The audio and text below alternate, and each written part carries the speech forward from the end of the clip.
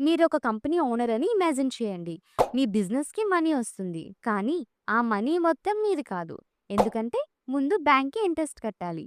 Loans pay చేయాలి. ఇవన్నీ అయ్యాక మిగిలిన మనీ ఎవరిది? అదే షేర్ హోల్డర్స్‌ది.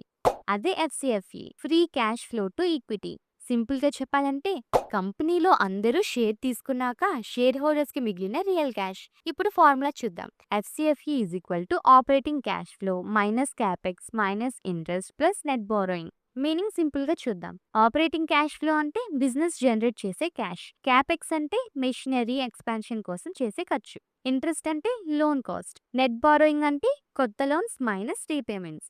ఒక స్మాల్ ఎగ్జాంపుల్ చూద్దాం. కంపెనీ జనరేట్ చేసింది 100 rupees. Capex 20 rupees. Interest 10 rupees. Net borrowings 5 rupees అనుకుందాం. అప్పుడు ఎఫ్‌సిఎఫ్‌ఈ ఎంత అవుతుంది? FCFE is equal to 100 minus 20 minus 10 plus 5 అంటే 75 రూపీస్. ఈ 75 రూపీసే షేర్ హోల్డర్‌కి అవైలబుల్ క్యాష్. ఇప్పుడు మెయిన్ లాజిక్. ఫ్యూచర్‌లో ఈ ఎఫ్‌సిఎఫ్‌ఈ పెరుగుతుంది అని అస్యూమ్ చేసి మనం డీసీఎఫ్ అప్లై చేస్తాం.